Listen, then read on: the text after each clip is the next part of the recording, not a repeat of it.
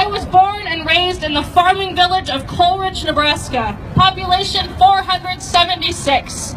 I come from a working class family of farmers and small business owners, most of whom voted for Trump in the 2016 election. They voted for Trump because they feel left out of the national conversation and because they are sick and tired of watching our town die. That ain't right! Family farms can't compete with the corporate farming operations, and so people sell their land and leave town. Stagnant wages mean that people are no longer able to support the small businesses that made our small town thrive. And corporate interests reach their greedy fingers even into the heart of the rural heartland, and they don't give a damn about my people. That ain't right! When I lived in the Dominican Republic for 4 years, I saw the same story playing out. I saw extreme poverty, people who barely had electricity or running water. And the worst of this was among the people in my communities who worked long hours in the zonas francas, trade zones specially designed to maximize corporate profit on the backs of exploited and poorly paid labor. That ain't right! In Nebraska and here in Chicago, I have spent years working with refugee and immigrant populations from Mexico and Central America who were driven north by the same kind of brutal poverty that the global race to the bottom has created in many Latin American countries. Meanwhile, back in my hometown, my own father's wages are determined by another multinational corporation, Apple Computers, which barely pays him more than the minimum wage, even though he is a specially trained technician who owns his own business. That ain't right! The corporate forces that have created working poverty and joblessness in my hometown and Nebraska are the very same forces inflicting brutal and extreme poverty and suffering in the Dominican Republic and all across Latin America. That ain't right. That ain't right!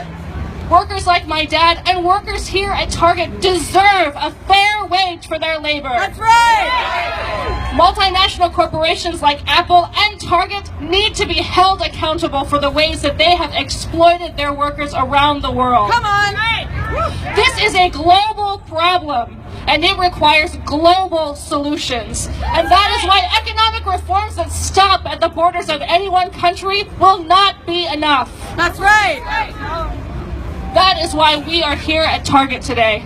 Target is the 11th largest retail chain in the world, and it has been repeatedly cited for sweatshop labor practices. That ain't right! With $74 billion in sales and revenue last year, it paid CEO Brian Cornell almost $17 million, while paying workers in Bangladesh as little as 14 cents an hour. Target is also among the top 5 U.S. corporations that pay their American employees the least.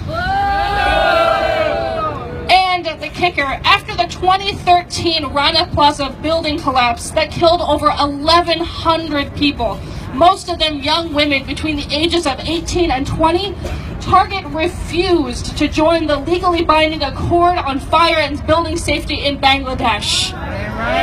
Instead, they joined Walmart's voluntary alliance for Bangladesh worker safety. I'm sorry, but a voluntary alliance not to murder your workers with unsafe practices is not good enough. For its employees and the U.S. and around the world, this is why Target's actual slogan is expect less, pay more. And all too often, women and workers around the world are paying that price with their lives. That ain't right! We have delivered a letter to Target CEO Brian Cornell demanding that Target use its status as a major international retailer to help lead the way in supporting the rights and dignity of workers everywhere by supporting a global minimum wage. Because as long as multinational corporations are allowed to push down wages everywhere they operate, none of us will ever have the stability to hold on to good wages or to organize for better conditions. And as long as people everywhere aren't paid enough to participate in the economy, we will all keep losing in the global race to the bottom. Workers in Nebraska and Chicago and across the U.S. will keep losing people in countries like the Dominican Republic, Mexico, Bangladesh, and China will keep losing. The only viable response to this global crisis is a program of global justice that puts an end to the global race to the bottom with a global minimum wage. And so we have work to do. We need to put pressure on our elected officials and on multinational corporations like Target to work with us and to use their immense power to make this a reality. Are you going to do that? Yes! We must reject the toxic nationalism and doomed protectionism of Trump. That's right, right?